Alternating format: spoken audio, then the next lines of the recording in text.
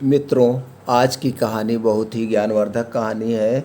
आज की कहानी तेनालीराम की। तेनालीराम का आज एक ऐसा ज्ञान आप लोगों को सीखने को मिलेगा जिसे सीख करके दोस्तों आप दुनिया में बहुत बड़े से बड़े काम सीख सकते हैं और कितनी भी बड़ी समस्या हो उसका समाधान निकाल सकते हैं। क्योंकि ज्ञानी आदमी कभी भी किसी भी जगह फेल नहीं होता। जिसके पास ज्ञान है वही दुनिया का सबसे बड़ा महान है। तो दोस्तों, क्या है तेनालीराम का ज्ञान, आज हम इस कहानी में समझेंगे। इस कहानी में समझेंगे। और दोस्तों, अगर ये ज्ञान आपको अच्छा लगे आप अपने परिवार यार दोस्तों को ज़रूर शेयर करिएगा, ज़्यादा से ज़्यादा लोगों तक शेयर करिएगा। क्योंकि ज्ञान को जितने बांटा जाता है उतने ज्ञान बढ़ता है, उतने ज्ञान बढ़ता है। सब लोग ज्ञानी बने और अपने ज्ञान को बढ़ाएं। तो चलिए दोस्तों, कहानी को शुरू करते हैं। उससे पहले आप सभी मित्रों का हमारे इस कहानी के चैनल पर बहुत बहुत स्वागत व अभिनंदन है। दोस्तों, स्वागत व अभिनंदन है। चैनल को सब्सक्राइब करें मित्रों और ज़्यादा से ज़्यादा लोगों तक शेयर करें। बेल आइकॉन का बटन ऑन कर दीजिए जिससे हर एक वीडियो की नोटिफिकेशन आप लोगों तक पहुंच जाए और आप घर बैठकर अपने ज्ञान को बढ़ाइए। तो दोस्तों, चलिए जानते हैं क्या है आज का तेनालीराम का ज्ञान, क्या है आज का गुण। दोस्तों, एक बार फारस देश से घोड़ों का एक व्यापारी कुछ बेहद उत्तम नस्ल के घोड़े लेकर विजयनगर आया। सभी जानते थे कि महाराज कृष्णदेव राय घोड़े के उत्तम पारखी हैं। उनके अस्तबल में चुनी हुई नस्लों के उत्तम घोड़े थे। महाराज ने फारस के व्यापारी द्वारा लाए गए घोड़ों का निरीक्षण किया तो पाया कि वह घोड़े दुर्लभ नस्ल के हैं। उन्होंने व्यापारी से सभी घोड़े खरीद लिए क्योंकि वह अपनी घुड़सवारी सेना को और मजबूत व सुसज्जित करना चाहते थे। जब घोड़ों का व्यापारी चला गया तो महाराज ने अपनी घुड़सवार सेना के चुने हुए सैनिकों को बुलवाया और एक एक घोड़ा देते हुए उसकी अच्छी तरह देखभाल और उसे भली भांत से प्रशिक्षित करने को कहा। साथ ही यह भी कहा कि घोड़ों के प्रशिक्षण भोजनात का सारा खर्च राजकोष वहन करेगा। तेनालीराम को जब पता चला तो अभी महाराजा के पास पहुंचा और एक घोड़ा अपने लिए भी मांगा। उसे भी एक घोड़ा दे दिया गया। तेनालीराम ने घोड़े को घर लाकर अस्तबल में बांध दिया, लेकिन उसे ना जाने क्या सूझा कि उसने अस्तबल के सामने की ओर भी दीवार उठवा दी। अब अस्तबल की स्थिति कुछ ऐसी हो गई कि ना तो वह घोड़ा कहीं बाहर जा सकता था और ना ही कोई उस अस्तबल में प्रवेश ही कर सकता था।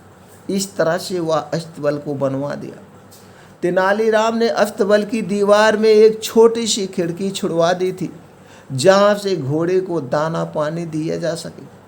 उसी खिड़की से तेनालीराम घोड़े को हरी घास दाना पानी देता और घोड़े भी खिड़की से अपना मुंह बाहर निकालकर उसे मुंह में दबाता और भीतर खींच लेता। घोड़े को पानी भी इसी खिड़की द्वारा पहुंचाया जाता था। करीब 1 महीने बाद महाराज ने घोड़े की सुध विध ली और यह जानने की कोशिश की किस प्रकार उसकी देखभाल व प्रशिक्षण का काम चल रहा है, सब सही चल रहा है कि कहीं कोई कमी है। तब सभी सैनिक अपने अपने घोड़े लेकर महाराज के सामने प्रस्तुत हुए पहुँचे। हष्ट पुष्ट व भली भांत प्रशिक्षित घोड़ों को देख महाराज बेहद प्रसन्न हुए। लेकिन तभी उन्होंने पाया कि तेनालीराम और उसका घोड़ा कहीं दिखाई नहीं दे रहा। कहाँ है तेनालीराम और अपने घोड़े के साथ? इधर उधर निगाहें दौड़ाते महाराज ने पूछा, तेनालीराम कहाँ है? जाओ उससे कहो कि अपने घोड़े के साथ हमारे सामने जल्दी पेश हो। एक सैनिक तेनालीराम के घर की ओर दौड़ा और उसे महाराज का संदेश दिया कि जल्दी से जल्दी घोड़े को लेकर उनके सामने हाजिर हो जाए। लेकिन तेनालीराम अकेला ही चल दिया। उसे अकेला आया देख महाराज बोले, तुम्हारा घोड़ा कहाँ है? आज मैं सभी घोड़ों का मुआयना कर रहा हूँ कि उनकी कैसी देखभाल हो रही है। जाओ अपना घोड़ा लेकर आओ। तेनालीराम, क्षमा करें महाराज। तेनालीराम बोला, आपने मुझे जो घोड़ा दिया वह घोड़ा गुस्सैल है और अड़ियल भी है। मैं तो उसे अपने साथ यहाँ नहीं लाना चाहता था। मैं उसे अपने साथ यहाँ लाना चाहता था, लेकिन मेरे लिए संभव नहीं हो पाया। कहकर तेनालीराम चुप हो गया। यदि ऐसा है तो मैं कुछ बहादुर सैनिकों को तुम्हारे साथ भेज देता हूँ, जो तुम्हारे साथ जाकर घोड़ा लेकर आए। महाराज ने ऐसा कहा। नहीं नहीं नहीं महाराज, ऐसा हरगिज न करिएगा। अब तक घोड़े की देखभाल मैंने की है और मैं एक ब्राह्मण हूँ, इसलिए अच्छा तो यह होगा कि आप किसी पंडित पुरोहित को घोड़ा लाने के लिए मेरे साथ भेजें। ओठों पर रहस्यमय मुस्कान लाते हुए तेनालीराम बोला। संयोगवश राजपुरोहित उस राज दरबार में उपस्थित था। वह राज परिवार में कुछ पूजा पाठ व कर्मकांड करवाने वहाँ आया था। सुब्बा भारती नाम था राजपुरोहित का। क्या तुम तेनालीराम के साथ जाकर उसके अस्तबल से घोड़ा यहाँ ला सकते हो?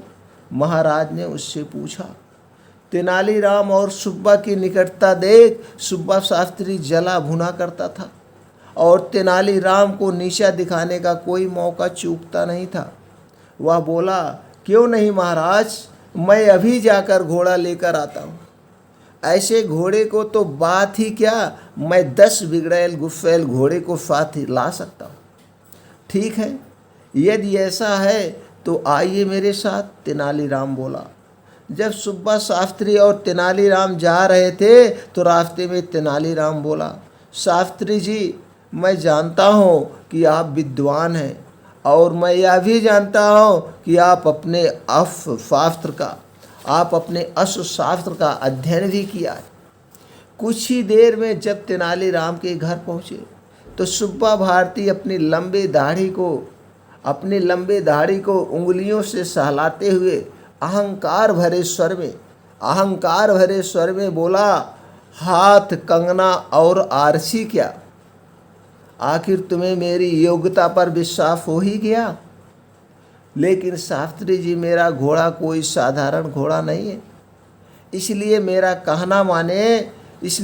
कहना माने तो पहले खिड़की से झांक कर देख ले, उसके बाद अस्तबल की दीवार तोड़कर घोड़े को बाहर निकालने की सोचना। अपने ओठों पर कुटिल मुस्कान लाते हुए बोला तेनालीराम। तेनालीराम ने भी जैसे उस दिन सुब्बा शास्त्री से पुराना हिसाब किताब चुकाना चाह रहा है और चुकता करने की ठान भी चुका है। इधर जैसे ही सुब्बा शास्त्री ने दीवार में बनी खिड़की में अपना हाथ डाला, तुरंत घोड़े ने उसकी दाढ़ी पकड़ ली। दरअसल वह उसकी दाढ़ी को भूसे का ढेर समझ बैठा था। सुब्बा शास्त्री की दाढ़ी को अपने मुंह में दबाए घोड़ा इतनी जोर से खींच रहा था कि उसकी आंखों से आंसू टपकने लगे और वह दर्द के मारे जोर जोर से चिल्लाने लगा। अंततः अस्तबल की सभी दीवारें तोड़कर वह बाहर निकल गया, मगर घोड़ा भी कुछ ऐसा हठीला था कि सुब्बा शास्त्री की दाढ़ी अब भी दबाए था। कोई और रास्ता ना देख उन्हें उसी अवस्था में राजमहल की ओर ले जाना पड़ा। अब तक सुब्बा शास्त्री को यह बात समझ में आ चुकी थी कि पूर्व में जो वह तेनालीराम को नीचा दिखाने की फिराक में लगा रहता था, उसी का बदला तेनालीराम ले रहा है। वह तो बस मौके की तलाश में था, जो आज उसे मिल ही गया था। इधर महाराज और अन्य घुड़सवार सैनिक बेसब्री से उनका इंतजार कर रहे थे। तभी तेनालीराम और सुब्बा शास्त्री की दाढ़ी मुंह में दबाए वह घोड़ा वहां आ पहुंचा। सुब्बा शास्त्री को इस हास्यास्पद स्थिति में देख सभी उपस्थित जन ठहाके मारकर हंसने लगे। यहाँ तक कि महाराज भी अपनी हंसी पर काबू ना कर सके और बेतहाशा लगातार हंसते ही चले गए। लोगों को इस प्रकार हंसते देख वहाँ मौजूद घोड़े भी तरंग में आकर हिनहिनाने लगे। तेनालीराम का घोड़ा जो सुब्बा शास्त्री की दाढ़ी मुंह में दबाया था, मुंह में दबाया था, यह भी देख खिनखिनाने लगा। जैसे ही घोड़े ने अपना मुंह खोला, दाढ़ी मुक्त हो गया। दाढ़ी मुक्त हो गया और सुब्बा भारती खुश हो गया। सुब्बा शास्त्री ने एकदम चैन की सांस ली। तभी एकाएक अपनी हंसी को रोक महाराज गंभीर हो गए और बोले, तेनालीराम, मुझे इससे कोई आपत्ति नहीं कि लोगों को हंसाने के लिए हास परिहास किया जाए, बल्कि यह तो अच्छा ही है, क्योंकि हंसना स्वास्थ्य के लिए उत्तम होता है। लेकिन ऐसा परिहास मुझे स्वीकार नहीं जिसमें दूसरे को पीड़ा या कष्ट होता हो। तुमने सुब्बा शास्त्री जैसे विद्वान के साथ जो सलूक किया वह कतई शोभा नहीं देता है। यह सरासर शास्त्री जी का अपमान है। मैंने तुम्हारे दिमाग में छिपे किसी खुरापात का अंदाज़ा उसी समय लगा लिया था जब तुमने मुझसे घोड़ा मांगा था, वरना तुम्हें घोड़े की क्या लेना देना, घोड़े से तुम्हें क्या मतलब है।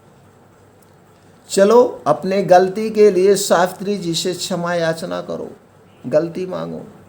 लेकिन इससे पहले कि तेनालीराम क्षमा याचना करता, सुब्बा शास्त्री जी आगे बढ़कर बोला, महाराज, तेनालीराम का कोई दोष नहीं है, कोई दोष नहीं, यह तो निर्दोष है।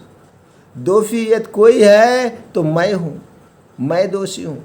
मैं तो हमेशा तेनालीराम को नीचा दिखाने की फिराक में लगा रहता था और कई बार तो मैंने इसका अपमान भी किया, लेकिन मेरे दुर्व्यवहार को यह बेचारा चुपचाप सहन कर गया।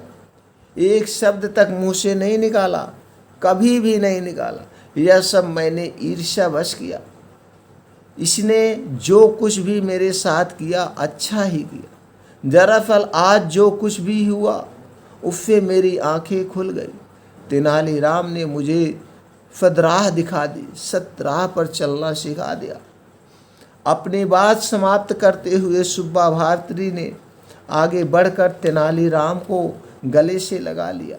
वहाँ उपस्थित महाराज और अन्य सभी उन दोनों को गले मिलना देख बेहद प्रसन्न हुए। उस राजमहल में उस समय खुशियाँ का माहौल था, चूँकि दोनों लोग आपस में मिल चुके थे। दो विद्वान आपस में मिल चुके थे, राजा भी खुश, प्रजा भी खुश। दोस्तों, इस कहानी से आपको क्या ज्ञान प्राप्त हुआ, कृपया हमें कमेंट सेक्शन में ज़रूर बताएं। और फिर किस पे आप कहानी सुनना चाहते हैं, किस तरह की कहानी सुनना चाहते हैं, किस तरह की कहानी आप अपने बच्चों को सुनाना चाहते हैं, हमें कमेंट सेक्शन में ज़रूर बताएं। हम उसी से तरह की कहानी लेकर अपने चैनल पर आएंगे और आप लोगों तक पहुंचाएंगे। दोस्तों, कहानी अच्छी लगी हो तो ज़्यादा से ज़्यादा लोगों तक शेयर करें, और अब तक चैनल को सब्सक्राइब नहीं किया हो तो चैनल को सब्सक्राइब करके बेल आइकॉन का बटन ऑन कर दीजिए, जिससे हर एक वीडियो की नोटिफिकेशन आप लोगों तक पहुंचती रहे। आप घर पर बैठकर अपने ज्ञान को बढ़ाइए, क्योंकि ज्ञान ही महान बनाता है। ज्ञान ही महान बनाता है। अगर जिसके पास ज्ञान नहीं है उसका कोई समाज में सम्मान नहीं। मान सम्मान महान तीनों चीज़ें अगर हासिल करना है तो अपने ज्ञान को बढ़ाइए, अपने ज्ञान को पढ़ाइए, आपको दुनिया सलाम करेगी। तो दोस्तों, फिर मिलते हैं अगले कहानी में। तब तक आप अपने परिवार के साथ एंजॉय करिए, खुशियाँ मनाइए। जय श्री राम।